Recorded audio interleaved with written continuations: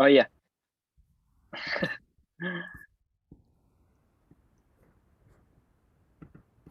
Oke, selamat malam teman-teman. Kita menunggu sekitar 7 menit lagi, gitu ya, biar lengkap. Ini kan baru sekitar 22 orang. Kita ada there are around 200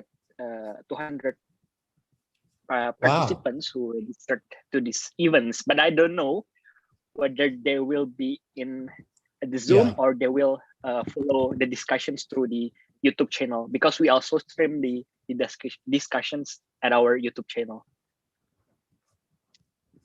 Do you usually get a pretty big audience?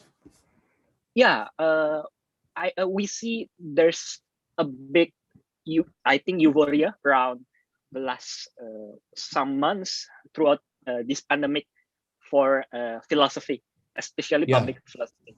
Yeah, I see many philosophy hub or some collectives meet this kind of discussion, and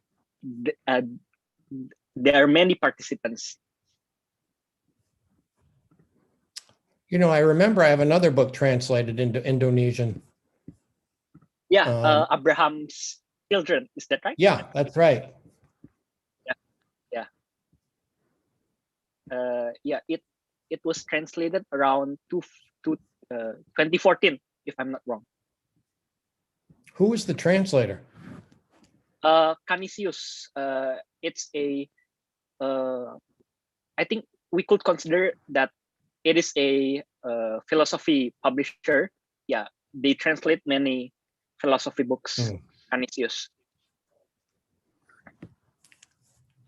Yeah, Abdurrahman Wahid was my first Muslim hero. Yeah. We really admire him. Yeah, he was recommended to me, but I didn't even know who he was. And the more I learned about him, the more impressed I was with him. And I was so pleased that he wrote something for Abraham's Children. Yeah, he did many great things. And so a lot of, we really admire as a figure who we consider him as a symbol for toleration. Pak Abdurrahman Wahid. Yeah, is he still widely respected? Yes, he is. He's still. Yeah.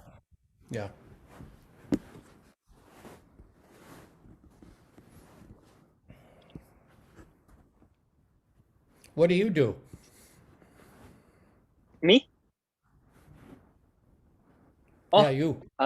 I'm a graduate student philosophy at Universitas Indonesia. I think last month you have a talk at Universitas Indonesia, if I'm not wrong. Yeah. A philosophy graduate students there.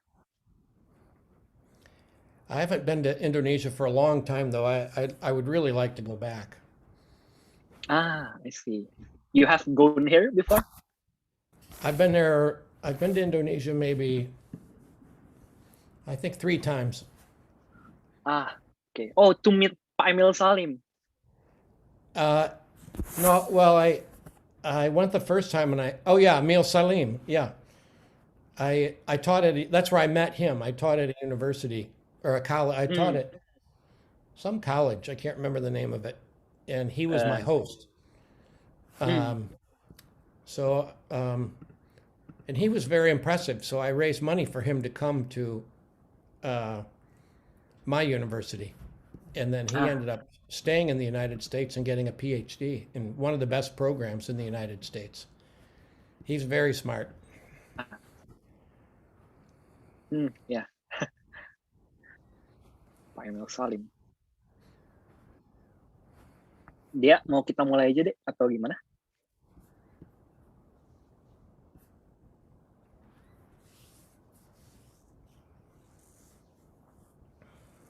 Dia?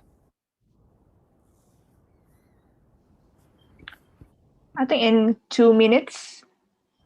Okay, sure. Who are you? He's my colleague. She's my colleague. She's a student too?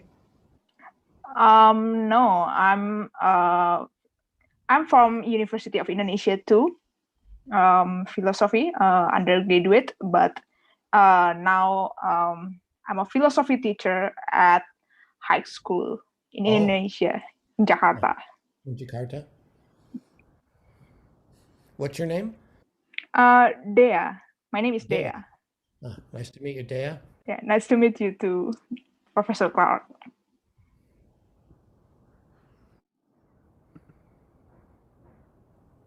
Yeah, I think my internet is not too stable, isn't it?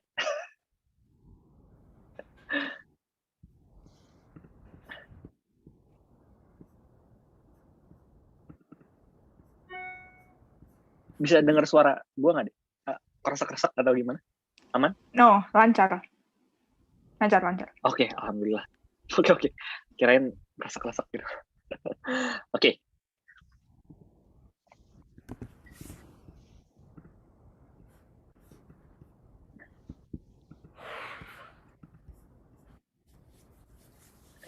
Yeah, I guess we could start, right?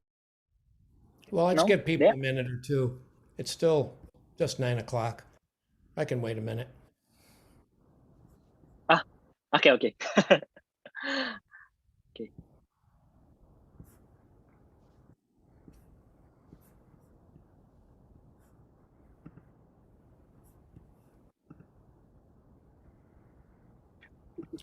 Just last week, we invited Graham Opti, and for 2 weeks later, we will invite Jamie Turner to talk about Islam and Reform epistemology. Oh, yeah. Yeah, I know Jamie well. He's great. He's a rising star, I think, in Islamic philosophy. Yeah, I think it will be interesting because I never heard about Reform epistemology and how the Islamic philosophy see Reform epistemology. So I think it will be some people want to hear it also.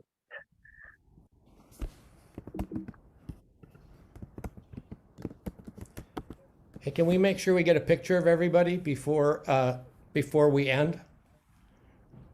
Sure. And make sure that we see everybody's picture, that everybody puts their video on so we can see everybody.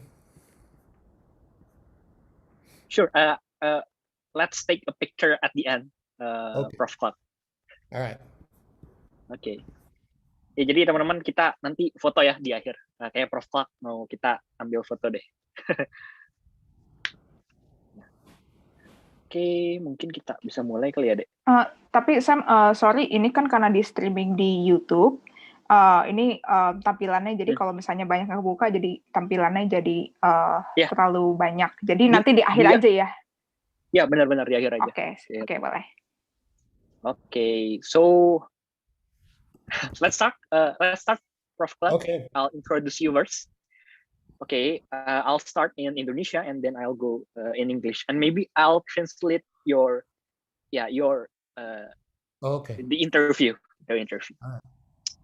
Oke, selamat malam semua. Terima kasih buat antusiasmenya. Bersyukur sekali Terima kasih buat kedatangan kalian. Jadi cukup senang gitu. Ada sekitar 200 orangan yang daftar. Meskipun sekarang masih baru sekitar 40 orangan yang masuk, tapi mudah-mudahan semakin lama semakin bertambah. Nah, sebelumnya saya mau perkenalin dulu nih, siapa sih Prof. Clark ini? Prof. Clark ini adalah seorang senior research fellow dari Kaufman Interfaith Institute. Jadi semacam institut yang suka membicarakan dialog antar iman, antar agama, terutama Prof. Clark antara Islam dan juga Kristenan kalau sebacaan saya. Dan juga beliau adalah profesor di Grand Valley State University yang memiliki minat research di filsafat agama, hubungan antara sains dan agama, dan juga dialog antar agama serta sains kognitif agama atau cognitive science of religion. Nah, Prof. Clark has written a lot of books, and today we will discuss the God and the Brain, the Rationality of Belief, which he wrote in 2019. He also wrote the Religion and Science of Origins, in 2014, and it will be translated by Perkantas, and it will be published in 2 weeks. Jadi buat teman-teman yang tertarik boleh beli itu Religion and the Science of Origins. Jadi itu udah diterjemahin. Science, dan nanti mungkin kita bisa tanya tuh. And then he also wrote Abraham's Children in 2012 yang udah diterjemahin juga sama Canisius, bisa kalian beli tahun 2014. Ada juga, and also The Story of Ethics, When Faith is Not Enough, and 101 Key Philosophical Terms of Their Importance for Theology, and some other writings which talk around in philosophy of religion, especially in epistemology of religious belief. So thank you, Prof. Clark, for your willingness to join our small hub to talk about your book, God and the Brain. Yeah, terima kasih. Thank you for having me. Yeah, it is really an honor for us to have you. So, Prof. Clark, maybe before we talk much about your book, God and the Brain, I want to ask one questions first. Questions which we always ask every interviewees who go to Schole. We always first about what philosophy is. So we want to ask also to you, what philosophy is for you, and how could you be first introduced to philosophy?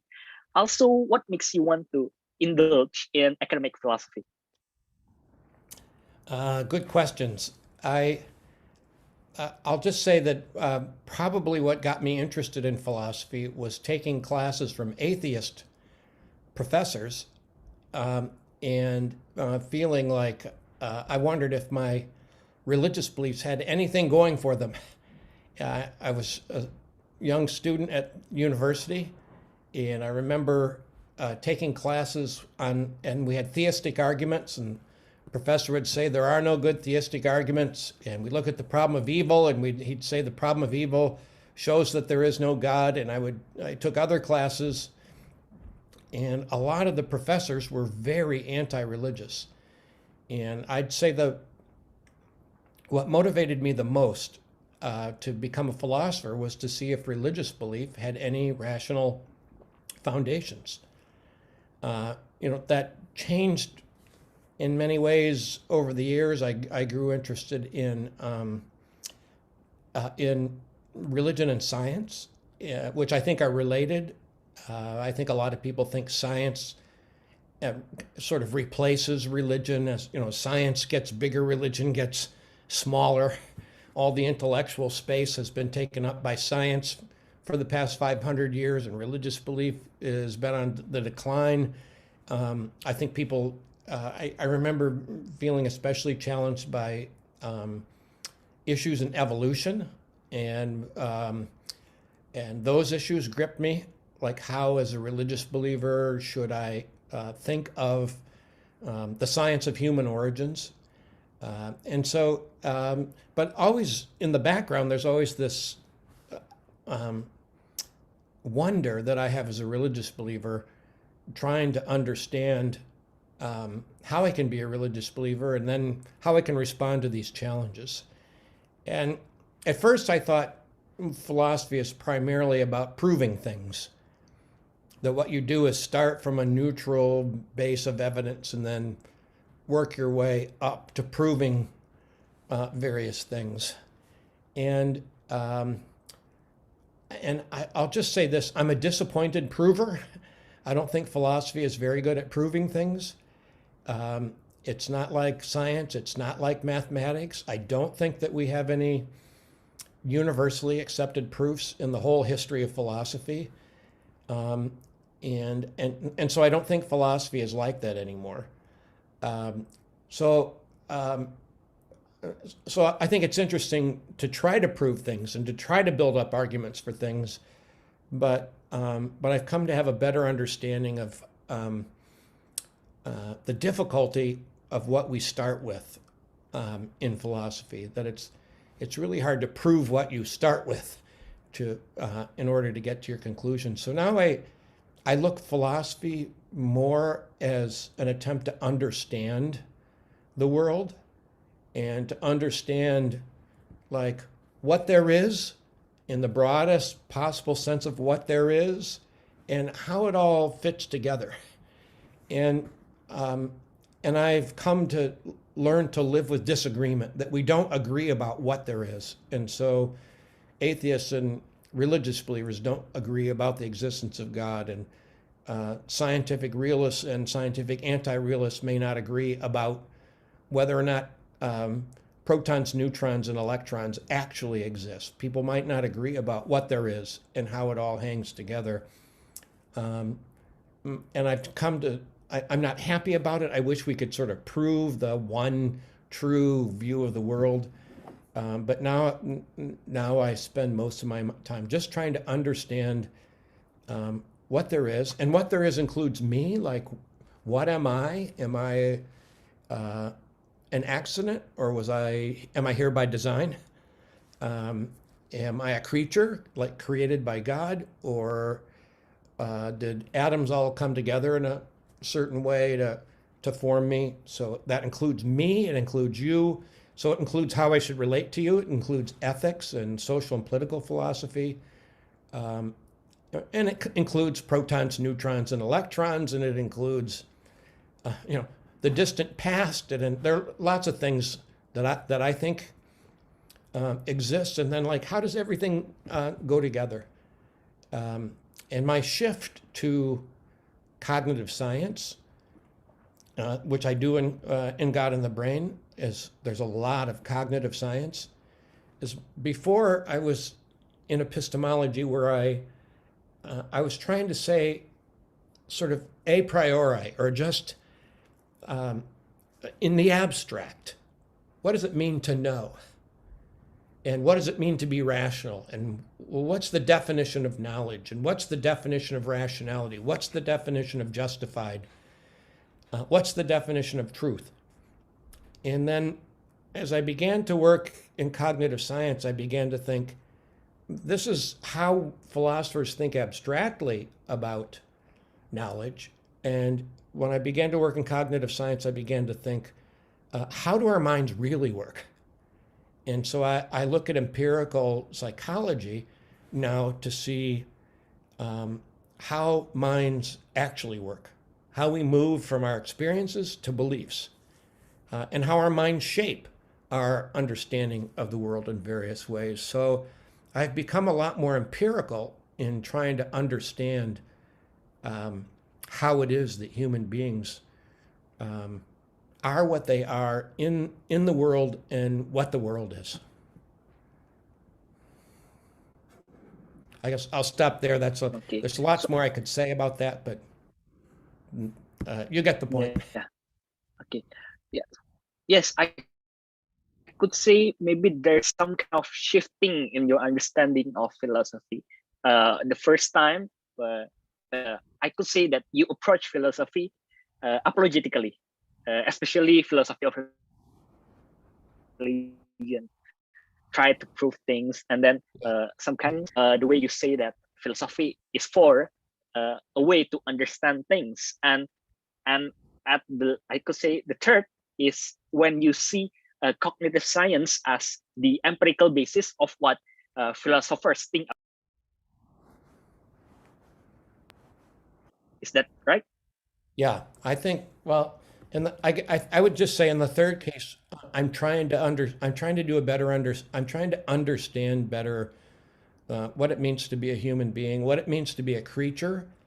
I think we're created by God, and I think that means things about our minds. I think there's a sort of way of thinking in philosophy where down here are our bodies, and up here are minds, and minds sort of float free of bodies, and then they can just sort of, minds look at propositions and construct arguments and figure out the truth. But we're all down here. We're embodied minds. We're embodied souls. That's what we are. That's what it means to be a creature. We're not gods. And so we have to understand who we are as embodied creatures. And that's why I've looked a lot at, I think you're right, I've moved from apologetics to trying to understand how our minds work, who we are, and what implications that might have for religious belief. Okay, please let me translate it, Prof. Clark. Yeah, okay. Jadi teman-teman menarik ya, Prof. Clark tuh meredap apa ya? Ada satu titik, ada pemahaman daripada Prof. Clark mengenai filsafat itu ada shifting atau pergeseran. Awalnya gitu, Prof. Clark memahami sebagai suatu cara gitu ya untuk membuktikan keberadaan daripada secara khusus Tuhan gitu, karena pertama kali Prof. Clark itu kenal dari konteks filsafat agama gitu. Jadi cara buktiin Tuhan bagaimana segala macam. Tapi ada pergeseran. Oke, apakah benar tugas filsafat itu untuk membuktikan kepada Tuhan? Nah, bergeser tuh. Jadi filsafat ternyata buat Prof. Clark bukan sekedar untuk membuktikan keberadaan Tuhan, tapi lebih jauh lagi untuk memiliki pemahaman yang lebih baik mengenai siapa kita, manusia, dari mana kita berasal, apakah kita tercipta secara aksidental atau secara secara terencana gitu. Dan ketiga, gitu, sekarang makin lama makin tergeser ke dalam pemahaman cognitive science yang akan kita diskusikan pada hari ini juga. Nah, selanjutnya saya akan bertanya soal kira-kira apa sih riset Prof. Clark dan apa aja gitu. Okay, Prof. Clark, I'll continue to the next questions. So I could say that your research from for the last year is about interfaith dialogue and religious epistemology. Could you share a bit about those topics, interfaith dialogue and religious epistemology, and why you chose to talk about them, and what are they? So I have two things happened to me. I've been working for probably 25 years trying to bridge certain divides that we find in the world, really big intellectual divides. So for well over a decade, I worked to bring Christian philosophers to China and atheist Chinese philosophers to the United States. We'd have conferences and always in the background, I hoped that we could learn to respect one another and listen to one another, that we could get Chinese philosophers to take religion more seriously, that it's not, they don't need to fear it. It's okay to talk about it and help them understand why religious people are religious. And so respect, tolerance have been part of my message for a long time. And I tried to push that message in articles that nobody read, but then I published Abraham's Children, and I had 5 Muslims, 5 Christians, and 5 Jews who each wrote about liberty and tolerance from their own faith perspectives. And so one thing I've come, and then here's another thing that I did. I met people whose views were different from mine. And so when I was a young person, as a religious believer, I went to a church. The church was pretty, as a college student, the church was pretty formative. We had Sunday morning services, we had Sunday evening services, we socialized together. We had a midweek Bible study. So I did classes, I studied, and I went to my church. I lived with people from my church. So everyone was pretty much like me. I was a Protestant Christian. And I went to Notre Dame, which is a Catholic school. And as a Protestant Christian, I was taught that Catholics were going to hell. And I went to Notre Dame and I just couldn't believe it anymore. I met really good, wonderful people who were, I thought, more spiritual than I was, better Christians than I was. And I could no longer believe that that Christians or that the Catholics were evil and going to hell. But I always held out this view that, but Muslims, they're all going to hell. And I say this to my shame. And then I met Muslims, and I met people like, I don't know, I just met a lot of Muslims who were way more, way better at being faithful to God than I was. And I just couldn't believe anymore that, Muslims are going to hell. I just couldn't do it anymore. I just couldn't. And I remember, and I'll just say this because of this is an Indonesian audience, but I wanted to, after 9/11, I thought that the idea of liberty and tolerance, I thought what was going to happen in America is that Americans were going to blame Muslims. And even though it was a few Muslims, they were going to think that all Muslims are bad. Like, it was really easy to think that. And so, and I thought Christians shouldn't do that. Like, our Christian beliefs should move us to love people, even if you think they're your enemy, which Muslims are not. But even if you think that, we still have to love our enemy. So I published that book because I wanted Christians to say to Christians, you have to love people who are different from you. And I wanted people to speak from their own faith perspectives. Everything I do, I don't try to talk people into believing what I believe. I don't think people have to believe what I believe. And I think people should, there are reasons why people have the beliefs that they have, and we need to learn to respect those reasons. So I found it harder and harder for myself personally, to think that only people who believe what I believe are truly faithful to God. That there are lots of ways to be truly faithful to God, and so I've learned. I have a lot of. Maybe I don't have a lot, but I endorse intellectual humility. That in the face of that all of us are trying our best to figure out what reality is. I mean, most of us. There are probably some people that are not, but most people are trying to do their best to live according to the truth. And none of us has much better equipment. Supposing you're a Muslim and I'm a Christian, I don't think I'm especially smarter, and that's why I'm a Christian, and you're dumber, and that's why you're a Muslim. I can't look at it like that anymore. I just think there's a lot of intellectual equals who are doing the best they can with their God-created equipment to figure out what reality is like. And we're not all right. Like, I'm not a Muslim, so I don't think some things that you think. I don't believe some things that you believe. It doesn't mean that I think everything you believe is true, and you shouldn't think that everything I believe is true. But I do think what you believe is you doing the best you can to live according to the truth, and I'm doing the best I can, and both of us have not the best equipment to figure it out. But I think God didn't give us infallible equipment to figure it out. I think He gave us the equipment we have, and then we're supposed to learn how to use that, not ultimately to get every truth right, but to learn to live with one another in compassion and peace. That's what we're supposed to learn. That's the good that we're supposed to learn, that God made us all different. I think there's a passage in the Quran that says this. God could have made everybody the same, but He made us all different. And then He says, now we should work to outcompete one another in love. That's what we should do. And I sort of look at it like that now, that we don't have good enough cognitive equipment to figure out everything about God.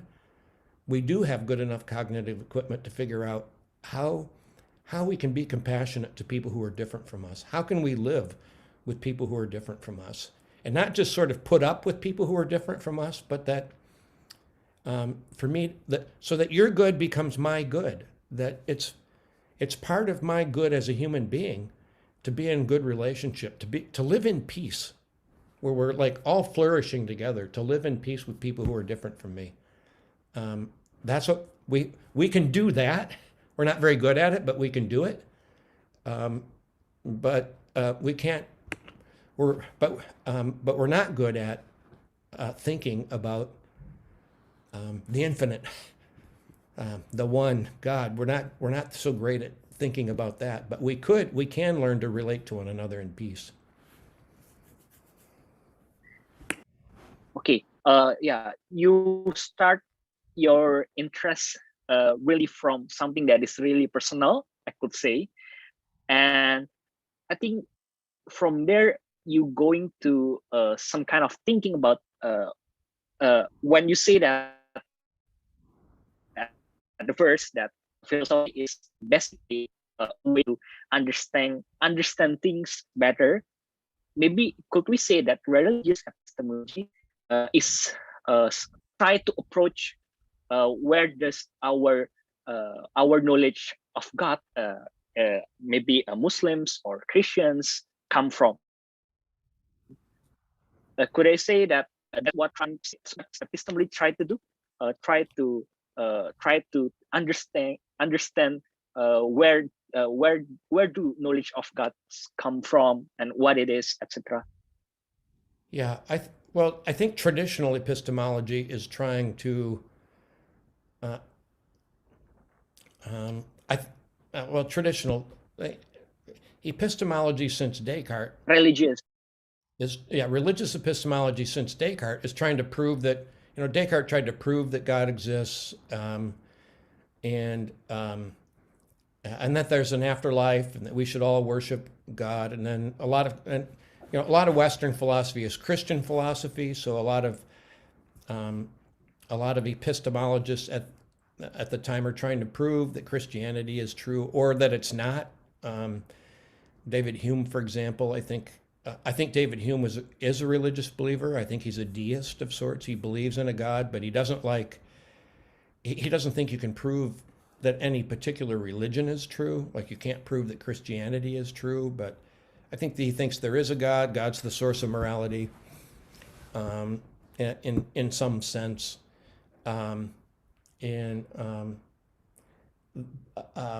So I think traditional epistemology, religious epistemology, is in the proving business. When I started in philosophy, I was in the proving business. Now I'm in the more understanding business. Like how is it that we come to believe? When you look at real human beings in real life circumstances, what does it mean for human beings to be rational? And I don't think being rational means having a good proof, whereas I would have thought that 30 or 40 years ago when I was getting started in philosophy. Okay, yeah, we'll go to that. Discussions in some questions later. Okay, Yeah. Thank you, Prof. Clark. Please let me translate it. Ini agak panjang ya teman-teman, tapi intinya kan saya nanya, dari mana sih interest atau ketertarikan Prof. Clark ke interfaith dialog sama religious epistemology? Ya singkatnya pengalaman personal Prof. Clark gitu ya, kayak waktu Protestan diajari Katolik masuk neraka gitu ya. Tapi dia ke Notre Dame itu kampus Katolik, terus dia lihat kok ini lebih baik orang-orang lebih pious, lebih pious, terus Islam gitu kan. Islam masuk neraka, tapi saya ketemu orang Islam gitu loh. Ini gimana nih ceritanya? Nah, jadi singkat cerita, pokoknya buat Prof. Clark agak sulit gitu ya untuk ngomong bahwa ini masuk neraka, itu masuk neraka, ini masuk neraka. Tapi yang bikin atau membuatnya berpikir itu adalah terkait kalau misalnya ada perbedaan pemahaman itu akan Tuhan, kira-kira gimana sih kita memahaminya? Nah, itu yang dimaksud masuk ke religious epistemologi atau epistemologi kepercayaan beragama. Epistemologi kepercayaan beragama itu bicara soal bagaimana sih kita bisa memahami fakultas kognitif kita ini dari mana punya pengetahuan mengenai Tuhan. Dan kira-kira kalau ia dianggap rasional, apa yang dimaksud rasional? Jadi epistemologi kepercayaan beragama ini bicara soal secara spesifik nih ya, apa sih rasionalitas dan hubungannya dengan kebenaran Tuhan atau religious belief. Prof. Clark, I'll go to the next questions, and it's specifically talking about your book God and the Brain. Before you talk about what is how do we understand about religious belief, etc., you discuss some of the objection towards religious belief in recent scientific findings in cognitive science and neuroscience, i.e. NED, Gaussian, Gas faculty, etc. Can you share about those objections? Why are they considered as diviter for religious beliefs? It's a good question. I'm sure people in Indonesia know about Richard Dawkins, especially people in philosophy. Richard Dawkins wrote a book called The God Delusion. And he thinks that God is a delusion or a collective illusion, and it's fobbed off on us by our brains somehow, that our brains are sort of hardwired to produce belief in God. And so there are a lot of atheists that look at our brains like this. They're puzzled. They've been puzzled. Why is it that so many otherwise smart people believe in God? That's their puzzle. They don't believe in God. They see that a lot of people do. Almost everyone throughout human history, almost every culture throughout human history. Science is the ideal for these folks. It took a long time for science to come along. It happened only at a particular place in the West. It was pretty late in human history, after 200,000 years of living in darkness. We've finally seen the light. And so then there's this puzzle for them. Why is it that so many people believed in God? Why is it that so many, apparently smart people continue to believe in God? And cognitive science of religion suggests that we have something like a God faculty, that our minds are constructed. I don't believe this myself, but I think this is what Dawkins and others think, that our minds are sort of hardwired to produce belief in God. And so God for them is like a hallucination. When you look out on the desert and you think you see an oasis, you see an oasis actually, but it's an hallucination. There's nothing out there. There's no reality that corresponds to what you see. And I think they look at God like that our minds in certain circumstances incline us to see God, like we believe in God. But it's a mistake. Our minds are making a mistake. And now we know what that mistake is. Cognitive science has identified some of the cognitive faculties that are involved in making that mistake.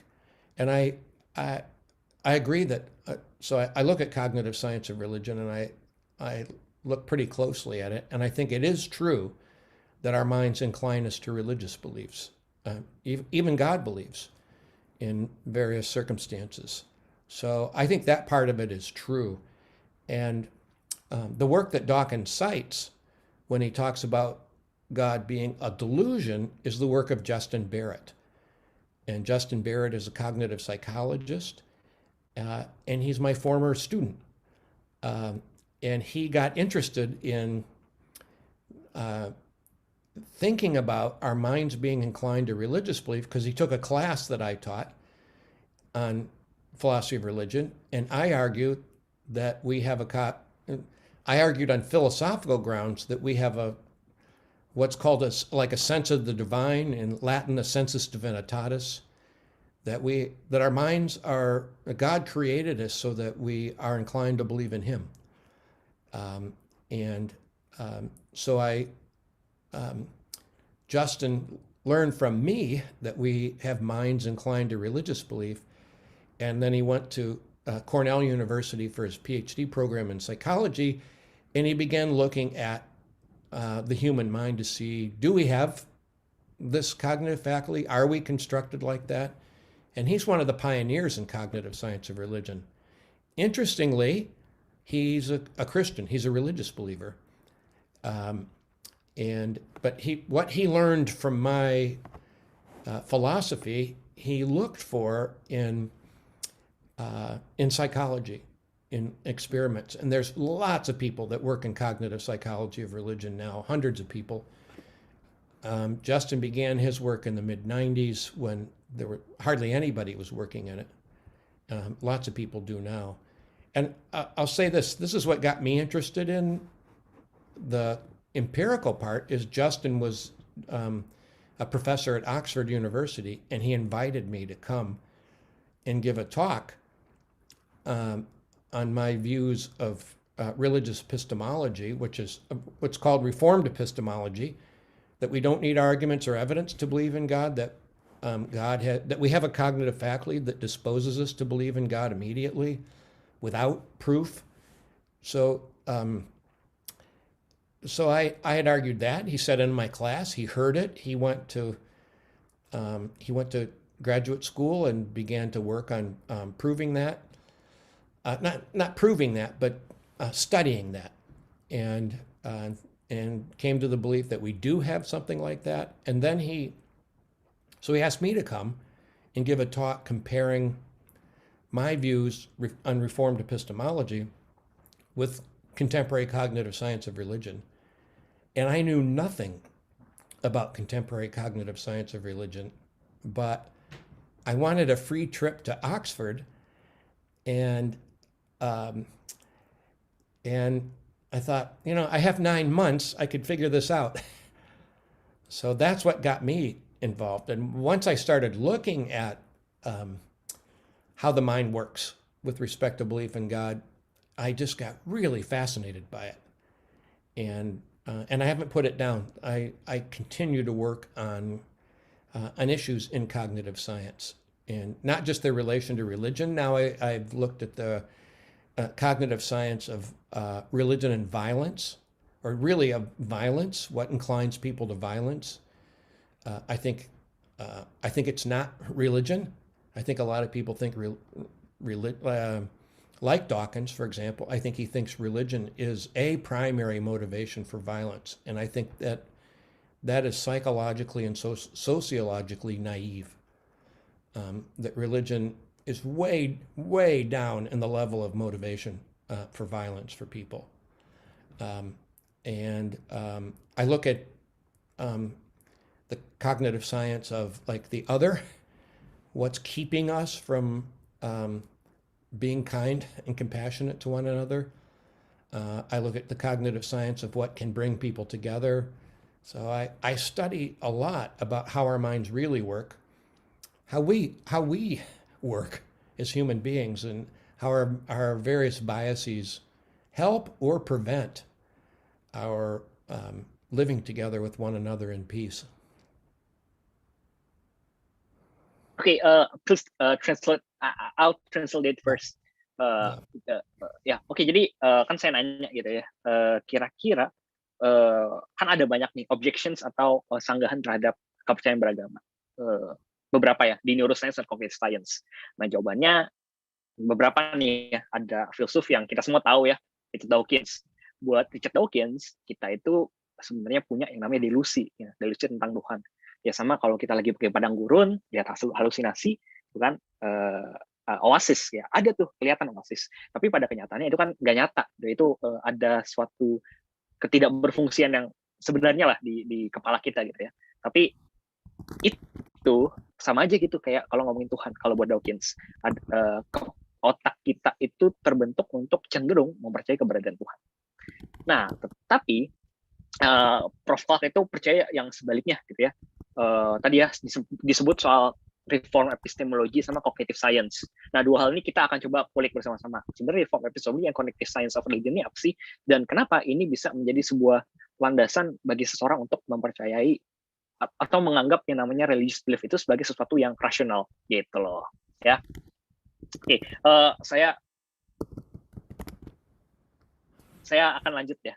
Sure, Prof. will continue to discuss the questions after the interview. I'll go to the next questions. So you mentioned about these two things, reform epistemology and cognitive science of religion.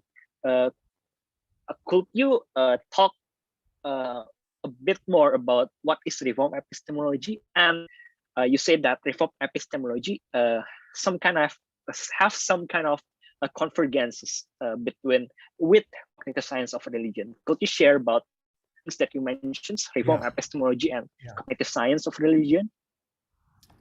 Yeah, so I'd say classical religious epistemology is evidentialist, and by evidentialist it holds this view that all rational beliefs must be based on evidence. To be rational means to have good evidence. And and with respect to religious belief, that usually means having a good proof for the existence of God, or a proof of Christianity, or a proof of Islam. I think most Muslim philosophers that I know are evidentialists. They think that you need a proof that God exists. So there are lots of proofs offered by Muslim philosophers, and then they offer lots of proofs of Islam. And I'll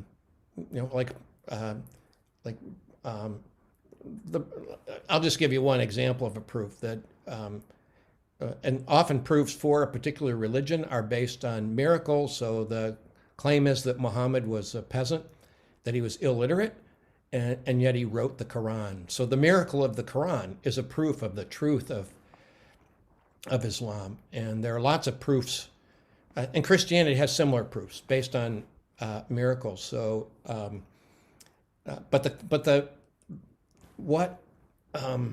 the assumption that undergirds that quest for proof is the assumption of evidentialism, that in order to be rational in your belief, you have to have a proof. And I became not so keen on the proofs. I began to think that a lot of the proofs that people offer for the existence of God and for the truth of Christianity, and let me just tell you, proving the truth of Christianity is way harder because we believe in the Trinity. So we don't just believe that there was another human being who had a message. We believe that human being was also God. So, it's really hard to prove that Jesus was God. I began to think that is a pretty big burden of proof. And I began to think that no one met it. Like, if evidentialism is true, then no religious believer could possibly be rational. Maybe you could be rational in belief in God. I think there are some pretty good proofs for the existence of God, but they're not utterly compelling. I think a smart atheist could reject this or that premise. So I began to be dissatisfied with proof for or evidence as the mark of rationality, because, and I'll just tell you this, I couldn't look at, I think a lot of philosophers look at like other philosophers and say that's what it means to be rational. And I looked at my grandmother, and to me, if a philosopher has a theory of rationality, it better make my grandmother rational. Like, I don't think she's irrational. She doesn't spend all of her time, in fact, she doesn't spend any time trying to prove various important philosophical topics. But she raised 5 kids. Her husband died when she was young. She had to go to work. She lived during the Depression.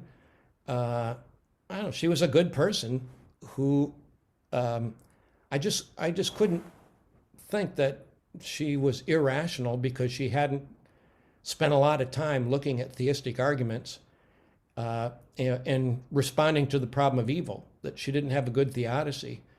So I began to think that whatever the word rationality means, my grandmother had it. And so it has to fit that. Like, it has to fit what people are, not some weird philosopher's definition. And so I began to be dissatisfied with proof, but then I began to see that ordinary people, are not irrational. Well, then what is it? Well, it can't be that you've carefully examined all the proofs and come up with, a really good argument and then resisted all the counter arguments, and then it just can't be like that. And so I began to think that that being rational is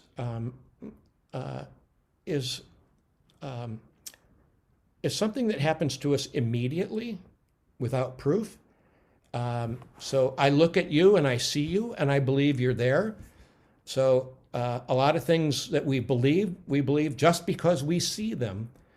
And I believe that there's an external world, that you're different from me, that it's not just all, you're not just a figment of my imagination. You don't just exist in my mind.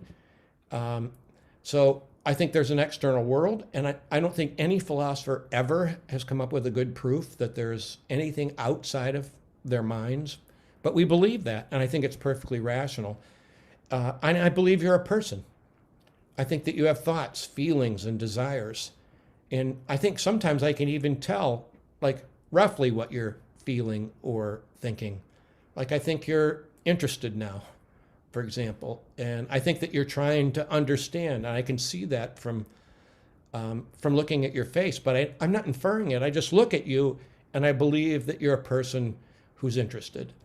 And so I hold this view, and it's the view that Thomas Reid holds. And then many philosophers in the late 20th century have come to hold this view, that we have a lot of cognitive faculties that produce beliefs immediately without going through an argument. I believe that there was a past. I believe that there are other persons. I believe that there's an external world.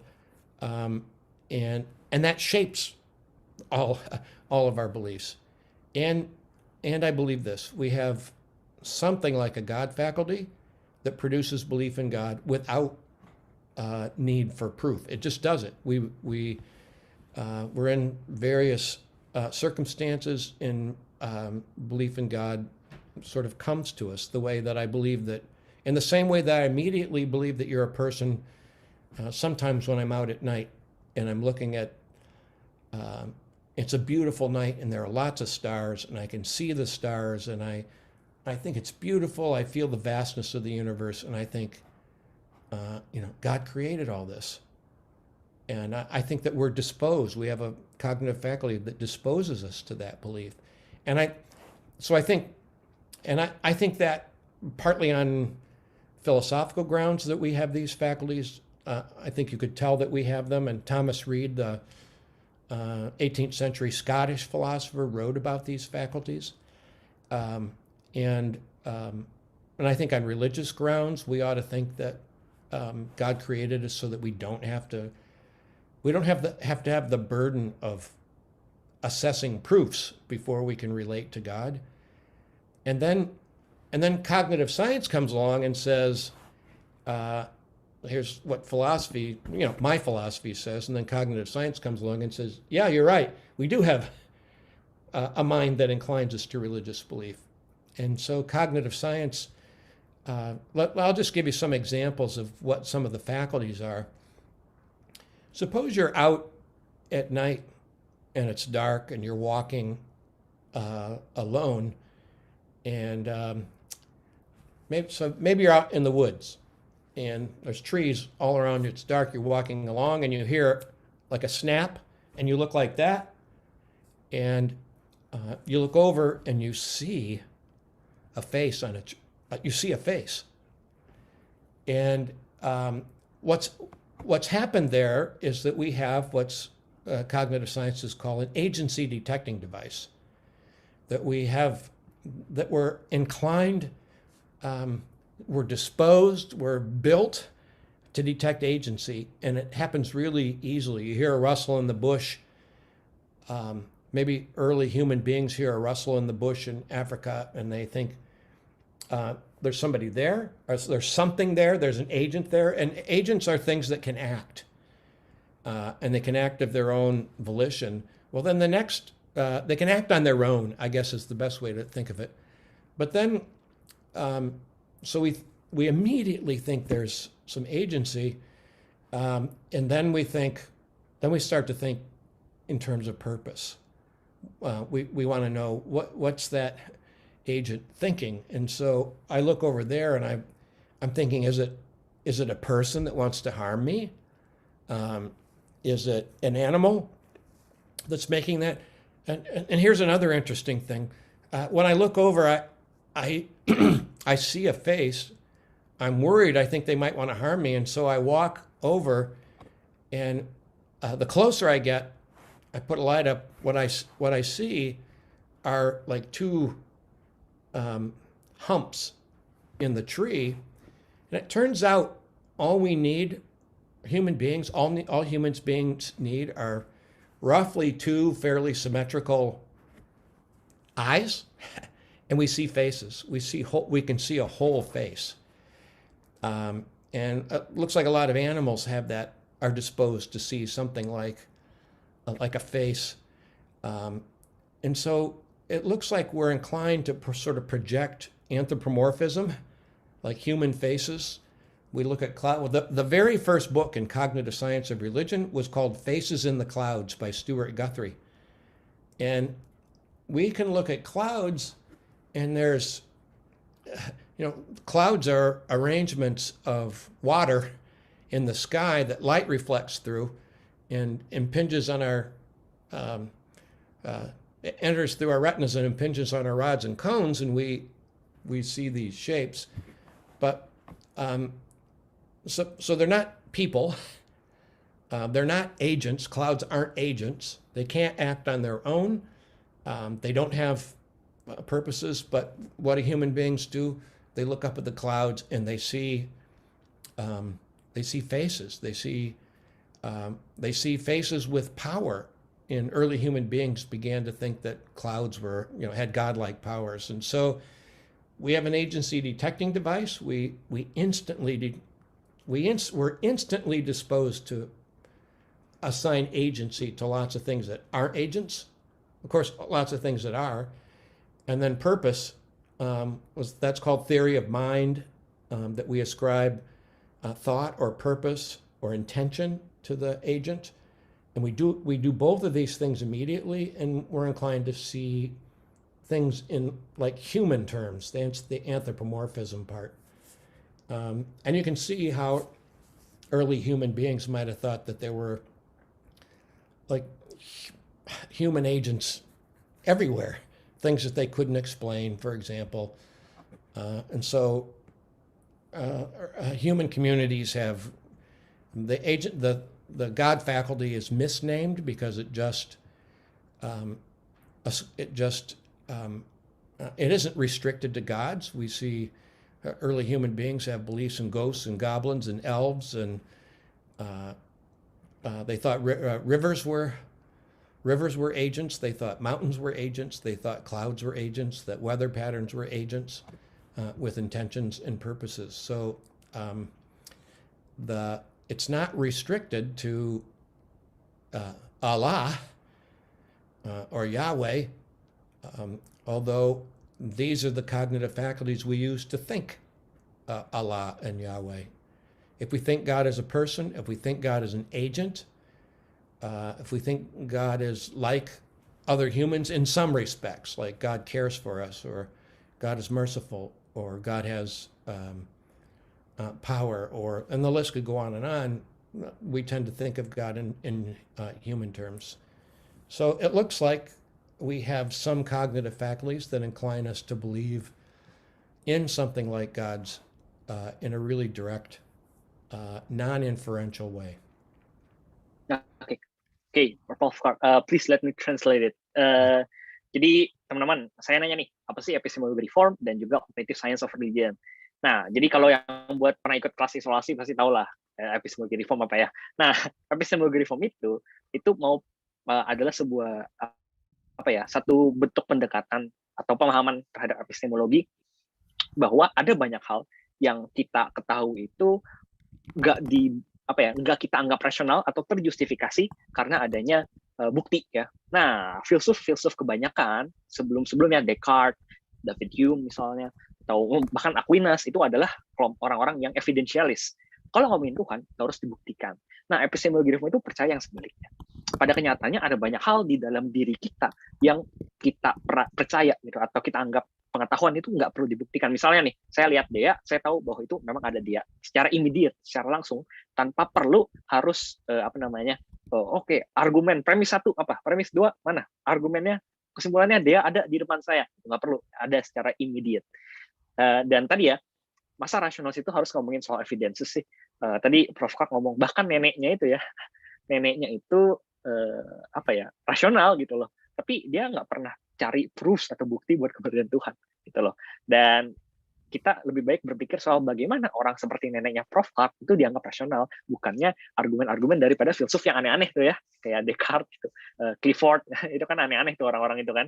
Nah, Karena itu ada juga cognitive science of religion. Cognitive science of religion ini landasan empirik gitu ya. Jadi ternyata pada dasarnya ada beberapa fakultas kita di otak yang membuat kita bisa condong percaya sama Tuhan. Misalnya HADD atau hyper agent detecting, pokoknya alat. Jadi kita cenderung untuk melihat sesuatu itu sebagai sesuatu yang punya wajah gitu ya. Ya kalau lihat kupu-kupu ada matanya, lihat langit itu ada kayak mukanya. Nah demikian juga kita bisa memproyeksikannya itu kepada Tuhan gitu loh. Nah tapi ini bisa kita diskusikan lebih jauh lagi nih gitu. Diskusikan soal Dennett kenapa bisa nyimpulin hal lain, breaking the spell. Atau kedua, bagaimana dengan ateis dan orang-orang autis yang mungkin tidak punya pengetahuan mengenai Tuhan karena ada permasalahan. Nah ini kita akan lanjut tanyakan. Prof. Clark, so I could say that religious belief or knowledge about God is something that is immediately made or maybe immediately went through our cognitive faculty. But how about some atheists or even I could say an autistic persons who may don't have any belief about God? What's wrong with them? If I could say something wrong or what? So I used to ask Justin Barrett that same question. Because most people that work in cognitive science of religion are atheists, and most people who do this are people that think religious belief is. I think they thought it was irrational. I think they probably still think that, and so they think there's some sort of defect on the part of religious believers. But there are virtues. Atheism is a virtue. Theism is a. People who are theists are neurotic or something. It's like having a hallucination. But atheists, they see everything really clearly. And there are two things that come to mind. One is Daniel Dennett writes that evolution is the universal acid. And by universal, he means it eats away at all of our most cherished beliefs. And so he says it eats away at that we have a soul, for example, it eats that away. Evolution eats that away. It eats away that we have a self that endures through time. It eats that away. It eats away God. So it eats away. Evolution is a universal acid. It eats away at all of our most cherished beliefs, except for this. It doesn't eat away any of his cherished beliefs. And I used to think, well, if it's a universal acid, why doesn't it eat away atheism? Why doesn't it debunk or deconstruct atheism? Why? Well, I should say morality. He thinks it eats away at traditional morality. The list could go on and on. It eats away at everything except what he believes. And, none of us wants to think our own beliefs are silly. But he clearly wants to think everybody else's are. And he doesn't see if it's a universal acid, then it should have an explanation for why people are atheists. And I used to ask Justin over and over again, in cognitive science, is it just religious believers who are crazy? You know, why not think that there are impulses that move people to unbelief, not just to belief? And when I first started working in the area, there wasn't any work at all on atheism. And but there began to be work on atheism. I write about it in my book. I have 2 chapters on atheism. And I look at the sort of myth that Western Enlightenment rationality holds, that religious belief is superstition, that it's darkness and light comes in and removes it, and that atheism is all light. And that religious believers believe it because of these sort of cognitive impulses that aren't truth conducive, but atheists believe on pure neutral reason that leads them to the truth. And so I look at that and deconstruct that myth. And it's one they should deconstruct, because they think that all of our beliefs are produced by various cognitive faculties. So I just sort of point out that they should just plain agree with me. I have a lot more to say about it, but I will say this one correlation that seems quite clear between, and it's one you should expect if the traditional story of cognitive science is true, that at the very center of religious belief is theory of mind. It's that we think that there's a big agent in the world, God, and that God has intentions for us. He has purposes for us. He has desires for us. If theory of mind does play a really fundamental role in religious belief, then the lack of a theory of mind, if someone has a defective theory of mind, because not all human beings have all sort of properly functioning cognitive faculties. In fact, atheists think that a lot of our theist cognitive faculties are malfunctioning cognitive faculties. I think they're normally functioning cognitive faculties that produce belief in God. They're not abnormal, they're normal, they're natural. And many cognitive scientists have come to see that. Robert Macaulay wrote a book called Religion is Natural and Science is Unnatural. And I think that's exactly right. I think religious belief is natural. I think science is unnatural. I think it's really hard. It violates a lot of our cognitive faculties. I don't think it means science is untrue, but it is not very natural for human beings. Anyway, back to atheists. The higher a person is on the autism spectrum, the more likely they are to be an atheist or an agnostic. And autistic individuals, the one thing everybody agrees on with autistic individuals is that they lack a fully functioning theory of mind.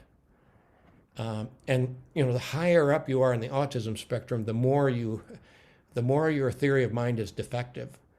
And what that means is, with autistic individuals, part of the problem for them relating to other human beings, and it gets more severe the more they have a defective theory of mind, is their inability to tell what other people are thinking, feeling, or desiring. And so they don't respond appropriately in social circumstances because they can't read your face. They can't read your body language. They can't. I have a colleague had a colleague who students would come to visit him, and he would talk to them nonstop for 2 hours.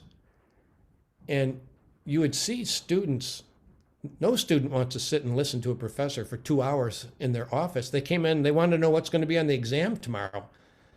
And he just would talk and talk and talk and talk.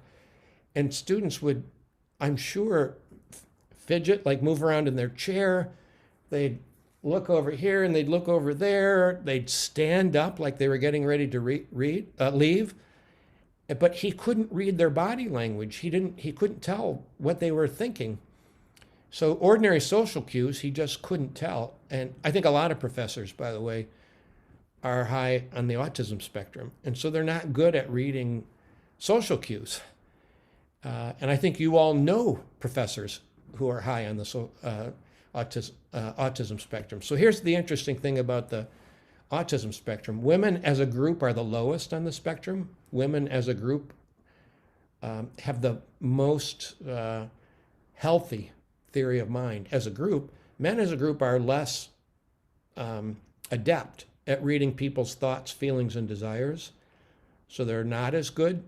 They have a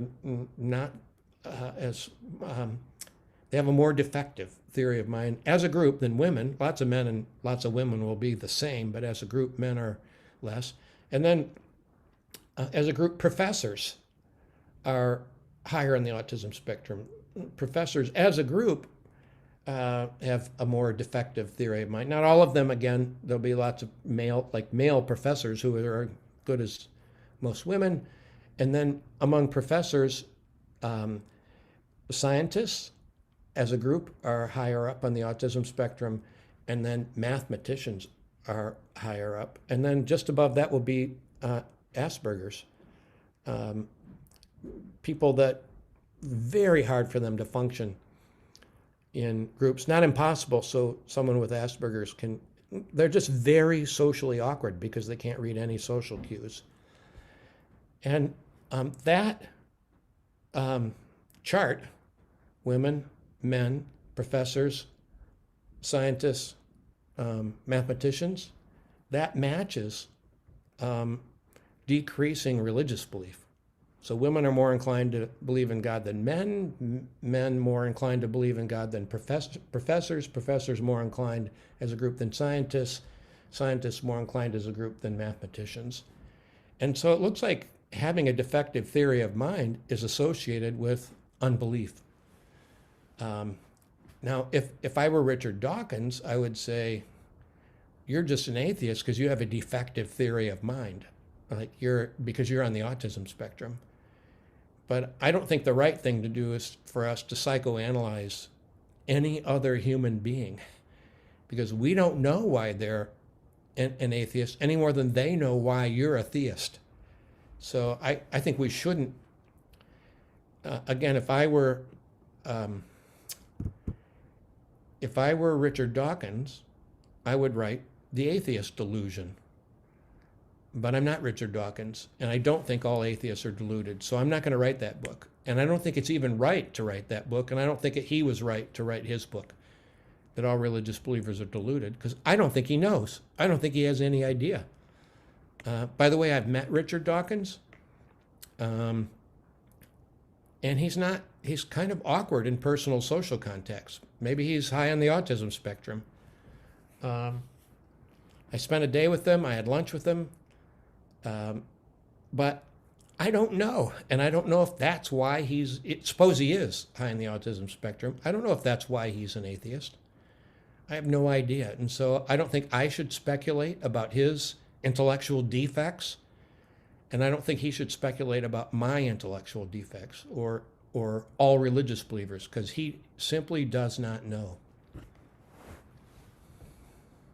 Okay, please let me translate it. It's a really great explanations. Jadi saya nanya nih ya, oke, kalau kepercayaan mengenai Tuhan itu rasional, terus gimana dong orang ateis dan autis? Ada menarik ya. Kalau kalian baca Breaking the Spell-nya Daniel Dennett, dia kan coba untuk menjelaskan bahwa oke, kepercayaan religius itu bagian dari teori evolusi. Maka itu karena udah bisa dijelaskan secara evolusionistik, artinya salah.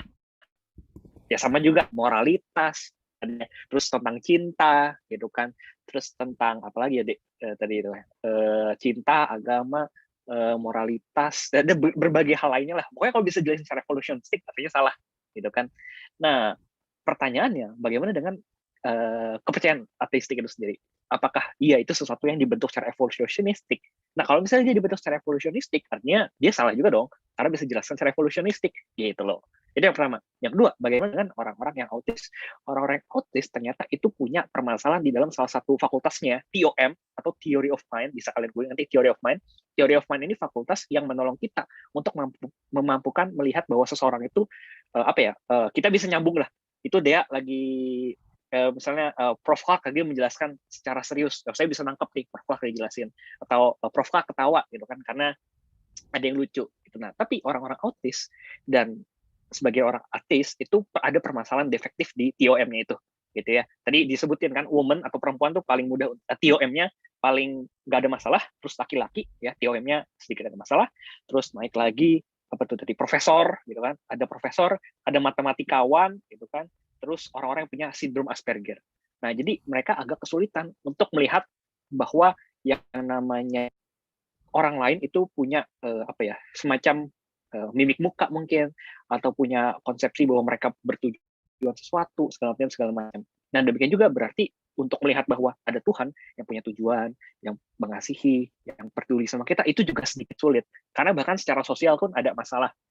Nah, jadi bisa dibilang sebenarnya bukan God delusion, tapi atheist delusion gitu kalau kata Prof. Clark. Dan ya tadi Prof. Clark cerita juga ya, tapi kita nggak boleh untuk melakukan ya psikoanalisis ke orang-orang ateis. Ini pasti TOM ini ada masalah. Itu seperti nggak seharusnya mereka bilang sesuatu yang defektif dalam kepercayaan religius kita. Nah, jadi kurang lebih gitu ya untuk poin yang ini. Okay, so I want to ask one questions, but I think it's okay to finish it from my questions. I just took some questions from the audience, Prof. Clark. I think it's great enough, 6 questions.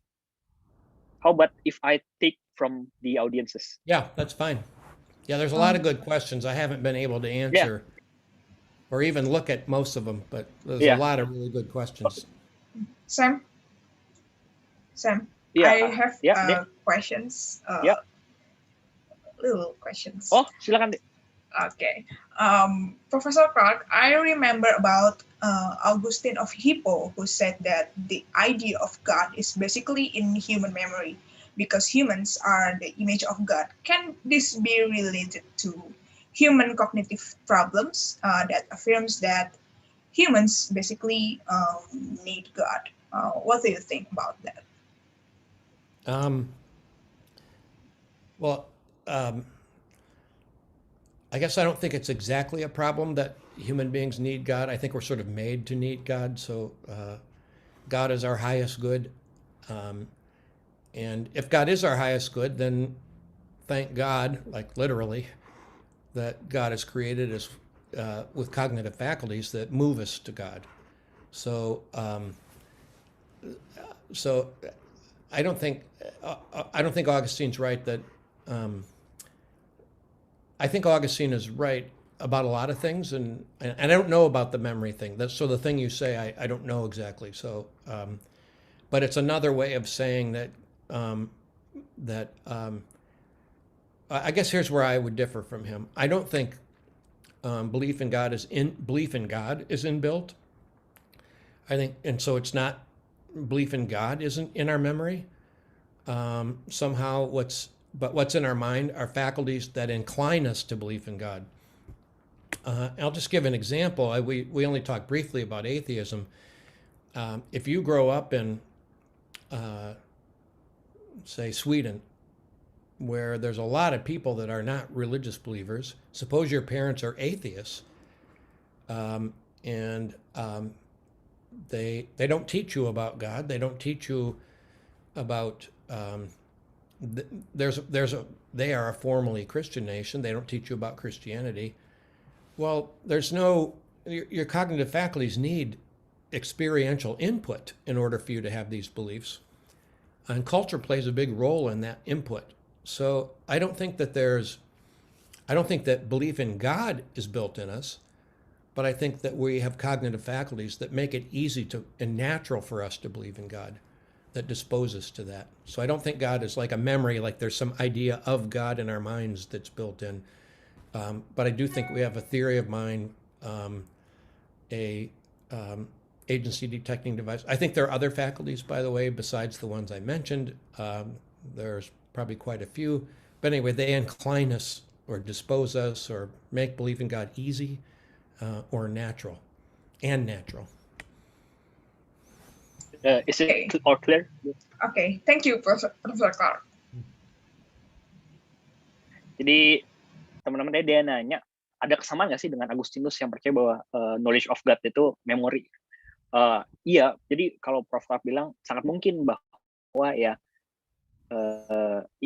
benar sama ya, bahwa ada yang sifatnya fundamental. Tapi bedanya kalau tadi dia bilang kalau memang pengetahuan dari itu mengenai Tuhan itu dari memori, Prof. Clark percaya bahwa ada fakultas kognitif atau cognitive faculty yang properly functioning and menghasilkan kepercayaan mengenai Tuhan. Itu jadi ada perbedaan sedikit. Kita ambil dari audiences ya, deh. So I'll take some questions from the audiences, Prof. Clark. I think this one is interesting from Sion. Sion is majoring at Master Program of Biomedical Science, and my research now is about neuroscience. One of my motivation to study neuroscience is philosophical one. And maybe I want to ask you, summarize some main point about how we can say exactly there is mind behind the activities of our brain. Okay. Something about near-death experience. I think this one is important. I still hold as NDE or near-death experience as one of the empirical proof that spiritual mind existed. What's your opinion about that? I want to get is this Cyan about the neuroscience one? Cyan Yeah, neuroscience. And he wants to know about mind and soul and stuff like that. Yeah, so I want, he wants to so ask. there are lots of good questions there. Someone asked about Patricia Churchland, about, and Okay, yeah. she's a Yeah. reductive materialist. She thinks Muhammad, that we're identical to our brains, that our mind is identical to our brains, that that we don't have any thoughts, feelings, or desires. There's not a we, there's not an I. We don't have an I. There's not some enduring, unified psychological self that persists through time, and that I don't have, and there are no thoughts, feelings, or desires, because chemical processes don't have thoughts, feelings, or desires. Brains don't have thoughts, feelings, or desires. Minds do, but we don't have minds. We just have brains. And I always wonder who she's writing to, if she doesn't think people have thoughts, feelings, or desires, or why she writes. I never get that entirely. I don't know who she thinks she is. And I don't mean that in like, who do you think you are? I just mean like literally, who do you think you are? I cannot get on board with mind-brain identity, and the sort of reduction of, this is Dennett's universal acid, that it eats away at our idea of persons. It eats away at our idea, our sort of folk psychology, that we have thoughts, feelings, or desires, and all there is are, like neural processes, or atoms and chemical processes, or atoms and electrons moving around. But atoms and electrons don't have feelings. They don't have thoughts. They don't have desires. There is just the physical, and the mental just falls away. I cannot see what motivates anyone to think that. If you're trying to understand the world, what part of what there is thoughts, feelings, and desires. And any consistent philosophical theory of the person is going to have to account for them, not get rid of them, which is what Churchland does. That said, I think the it's clear the questions thing, from Ridwan. Yeah, it's the question from Ridwan. Ridwan Muhammad, who wants asks about these questions. Oh, okay. Let me just quick say, Yeah. because somebody here is in, Sion Halim, Sion Halim, or Sion Oh, Halim. Sion Halim. Yeah. Halim, yeah, he's in neuroscience, and I think here's the other thing I think we learn, and that is that our brains, that we don't have minds that float free from brains. So some sort of traditional view of souls that are detached from our brains, I think, is just untenable. That we are mind body, at least. You need to be mind body holist. I don't know the nature of mind. I don't know if we have souls that are distinct from our bodies. Well, I think we don't have souls that are distinct from our bodies. I think whatever it is really, whatever mind is, or whatever the mental is, it's really deeply intertwined with our bodies or our brains. And Sion Halim can tell you better than I all the reasons why we might think that. I had a student one time who was a really devout religious believer, really friendly and outgoing and kind.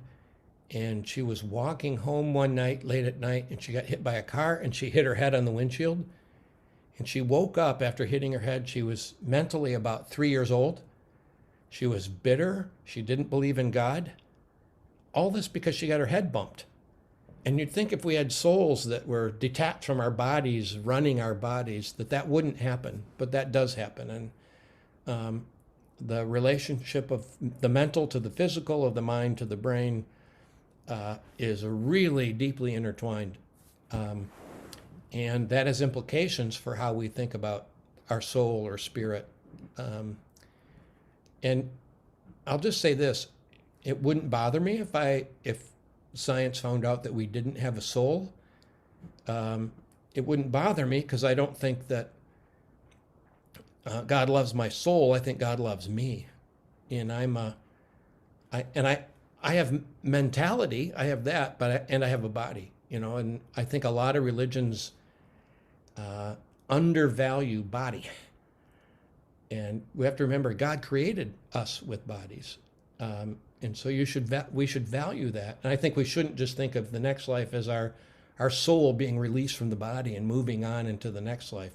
If it's me, the next life is I'm going to have some body connected to the one that I have. Maybe and I'm hoping I'll be more like Michael Jordan. I'll be able to dunk or something in the next life. My body will be better.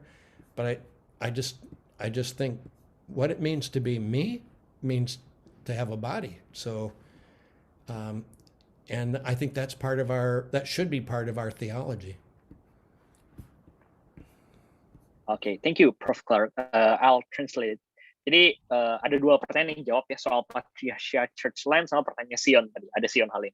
Nah, Patricia Churchland itu agak interesting gitu ya, pendapatnya, bahwa yang namanya soal diri gitu ya, keinginan dan beragam konsepsi yang dimiliki sama folk psychology itu sebenarnya nggak ada. Ya. Mereka semua bisa dijelaskan secara dia bilangnya neurofilosofi ya, kalau si Churchland. Neurofilosofi menjelaskan bahwa ya nggak ada tuh yang namanya itu semua. Ya itu problematis buat Prof. Clark. Apakah laras? Artinya si Churchland itu lagi nulis buat siapa ya? Nggak tahu gitu ya. Mungkin dia nggak percaya sama kehadiran orang-orang yang baca bukunya, nggak tahu. Jadi agak problematis dapatnya itu. Kalau ngomongin soal filsafat yang membangun, tentu kita harus bicara atau percaya sama keberadaan daripada diri-diri ya yang tadi saya sebutin. Nah yang kedua itu terkait Sion, mind and body. Apakah kita harus percaya sama substance dualism ala Descartes? Buat Prof. Clark enggak ya?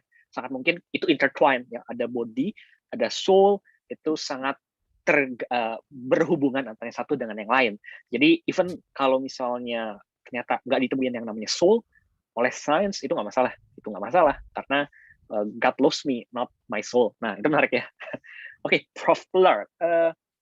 I think one last questions, but it's regarding your research in interfaith dialogue. Could you provide your personal insight on the matter of religious conflicts or discriminatory phenomena around the world? Are they purely based on the seemingly impossible coexistence of the different religious dogmas, or is there actually a deeper underlying problem raging in our human condition? Yeah, good question. I might, while you're translating, I might try to find a couple of articles. I think that we know it's possible for people with different religious dogmas to exist because we know they did exist.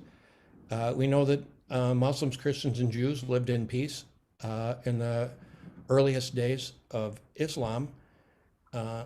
In what we now call Saudi Arabia, in Mecca and Medina, and we know they lived in peace. And you can read the Medina Charter, where Muhammad calls people to live together in peace.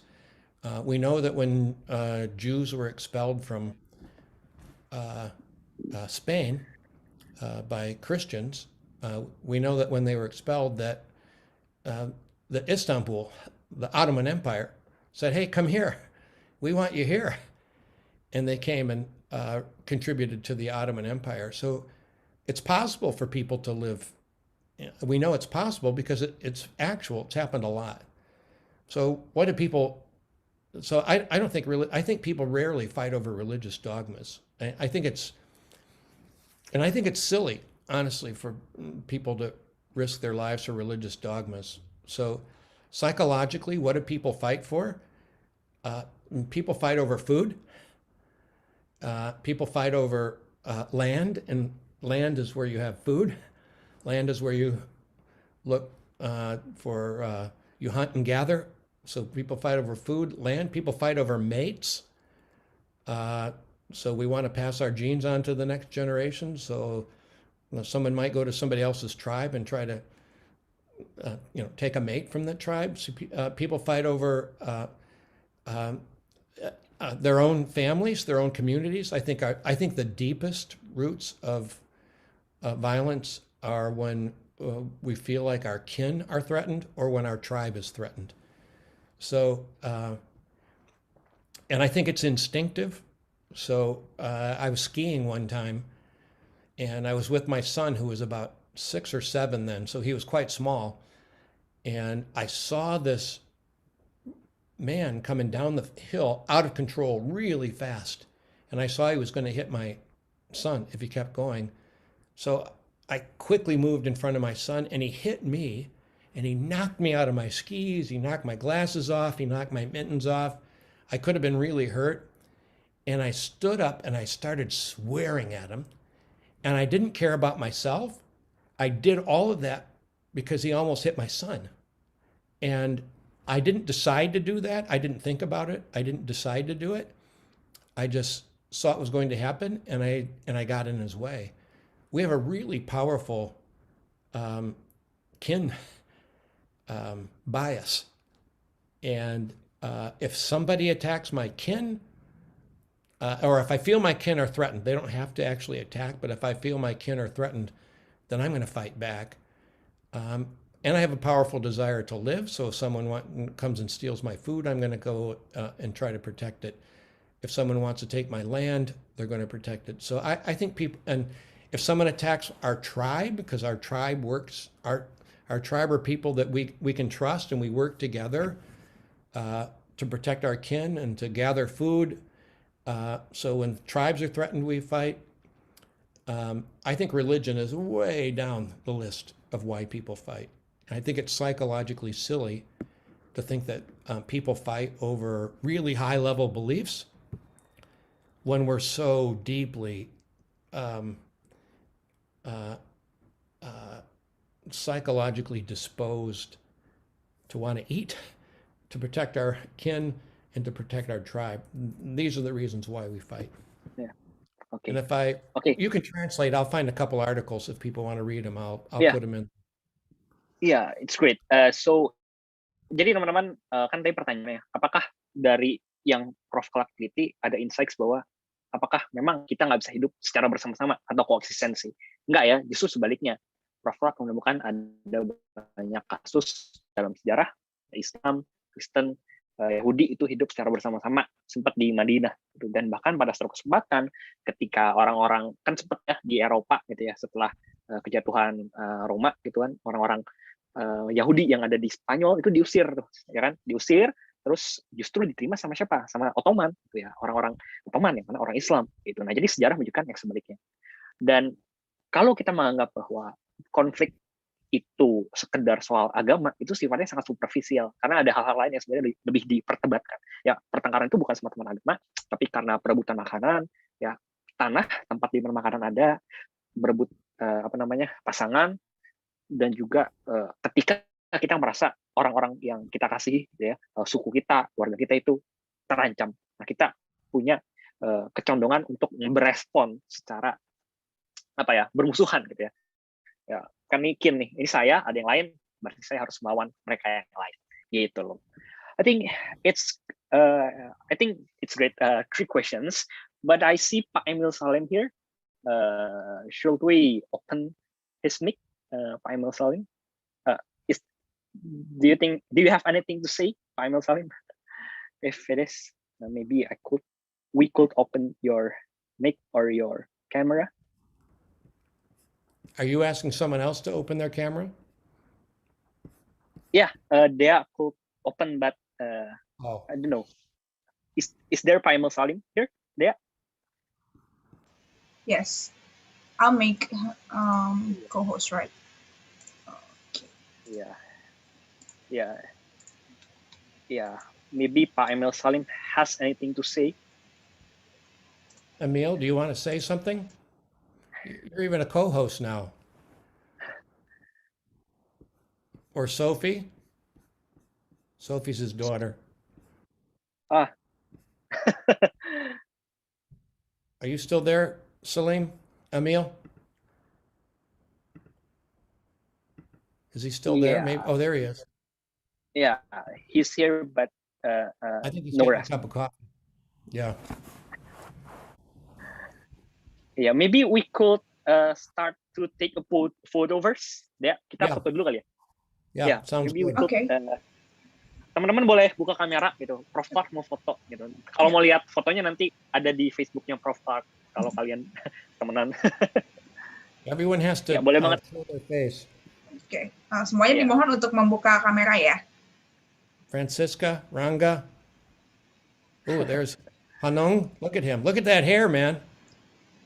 Do that again, Hanung. Oh, yeah. Look at that hair. I like that.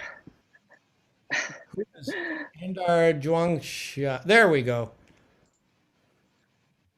All right, I have a full page. I'm going to make it even bigger so I'm going to go to full screen. So full screen. So, Yeah, it's okay. Kalau nggak bisa nyala nggak apa-apa. No problem. all right, I have a full screen of faces. I like that. Does anyone know how to do it on the Mac? Command Shift 3 or something like that? Option 3, Maybe. Shift 3. Yeah. Anyone They know how to- will take the photo. I'll Okay, send the somebody else take a photo and send to it you. to me. Yeah, I'll send it to you I'll by take email. photo 3 times. Okay. Okay. Because here's 3 pages of audience here. Okay. Okay. Okay. For first photo. Okay. Wait a minute. Wait, we missed Layla's kitty. Okay. There we go. There it is. Okay. Wait a minute. Okay. There's a problem with my laptop. Okay. No problem. Okay. We'll wait for it.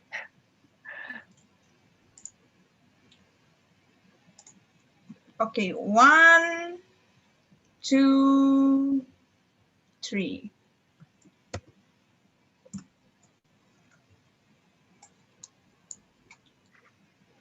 Okay. For the second time. Okay. Wait a minute. Oh, okay. There's Cian. How are you, Cian Halim? How do you say your name?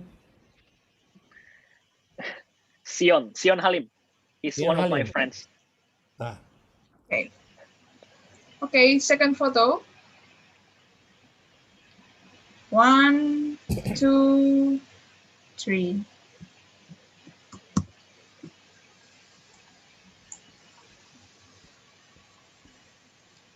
Okay. Udah deh. we're good? Okay. It's good. It's done. Finish? Yes, finish. Okay. So I don't think there's any comment that Pak Emil Salim want to give. But before we end the discussions, I want to share a bit about Prof Clark new books which translated into Indonesia. Yeah. Religion and Science of Origin, Agama dan Sains Asal Usul, historical and contemporary discussions about where do we come from. It's talked a bit about maybe theory of evolutions. Maybe you could share some statements about what is this book about, Prof. Clark? Yeah, I think that where religious belief and science, I think, so I part of the book is to deconstruct the warfare metaphor that science and religion are always in conflict or are in principle in conflict. So I want to deconstruct that metaphor. But the places where I think people feel the most conflict, where religious believers feel the most conflict, are in origins. So when science talks about origins, then that's religious. All religions have origins myths. All of them. All religions do. And so when science tells a different story about origins, then that's where I think religious believers feel the most pressure. And so I look at a lot of different origins with respect to science. Some may not be so obvious. I look at the origin of science, like where did science come from? So I have a few chapters on the origin of science. It arose actually in the Christian West. Almost all the great scientists, Galileo, Copernicus, Newton, they were all religious believers. They didn't see that anything they were doing was in conflict with religion, although some people would say it was. And some people thought like the origins of the motions of the planets. That was a big deal there. So, well, if inertia and gravity explain the motions of the planets, where is God? So early science raised issues about origins issues. But anyway, I talk a lot about the origins of science, and then what those people had to say about the relation of science to religion. I look at the origin of the universe. So I have something on the multiverse. On what's called the fine-tuning argument. Contemporary arguments the universe did have a beginning. And does that mean there's no God? So I look at people that say that what we learn about Big Bang cosmology shows that there's no God. So I look at that argument. I look at the origin of belief in God. So I have a chapter on what we've just been talking about, God in the brain, like where does belief in God come from? I have quite a bit on evolution because I think that's the big thing that bothers people, is that there might be natural processes involved in the creation of human beings. So I look a lot at evolution. I have a chapter on evolution and ethics. So I look at the origin of ethics. And some people think the origin is evolutionary. I think human beings were created through an evolutionary process, so I affirm evolution by natural selection, but I don't think evolution is a proper foundation for ethics. So I argue God is a better foundation for ethics. And then I have a chapter on happiness, and the good life, and it sort of fits in with the evolution chapter. Seems like I have a few more chapters, but I can't remember. Anyway, I look at a lot of origin stories, and there's stories where people feel like, I have a chapter on Islam and evolution, and I have a chapter on Judaism and evolution. I mostly write about my own tradition because I know it best, but I think Muslims feel pressure when it comes to evolution. I think Muslims feel like that they're required somehow to believe that God created human beings from the clay, so special in a way that animals weren't. So I think a lot of Muslims aren't bothered by thinking that everything else was created by evolution, but they do feel pressure to think that human beings are an exception. And so I look at that. And Jews, it turns out, they have people who are, so there are very sort of conservative Jews who think God didn't create by evolution, that the earth is really young. In general, Jews have been the most, as a religious group, it's been the group that most easily has most easily accepted evolution. But Christians and Muslims have similar difficulties. And I don't prescribe, I don't tell Muslims what to believe, but I do say, look, here are some options that you find in your traditions. Here are some ways to go. Okay, and I think in the next month or so, when the book comes out, I think Emil will have an interview. So maybe I'll contact Samuel and we can figure out how to. Sure, I'll share it. Advertise it, yeah. Oke, jadi teman-teman tadi denger dikit ya, pokoknya bicara, let me translate it. Ya, soal origin dari manusia, sains, ngomongin soal konflik antara sains dan agama. Sebenarnya inti utamanya sih sains dan agama ya, dan juga relasinya sama teori evolusi, yang bagi Islam dan Kristen agak problematis, karena kita percaya soal imago Dei itu kan, dan juga kalau di Yahudi justru agak lebih mudah. Singkatnya begitu ya. Oke, so kayaknya cukup dulu. Prof. Clark, I think it's really great to have you here. It's been an hour and a half, and it's already almost 11 p.m. here in Indonesia, and there are still around 50 people here. So Ah. thank you so much, Prof. Clark, for your willingness. Thank you. I enjoyed it. Great questions. Thank you so Hope to much. see you face to face soon. Ya, see you soon. Thank you so much. Jadi terima kasih teman-teman. Mungkin kita bisa akhiri. Kita ketemu lagi di lain waktu. Dadah semua. Terima kasih.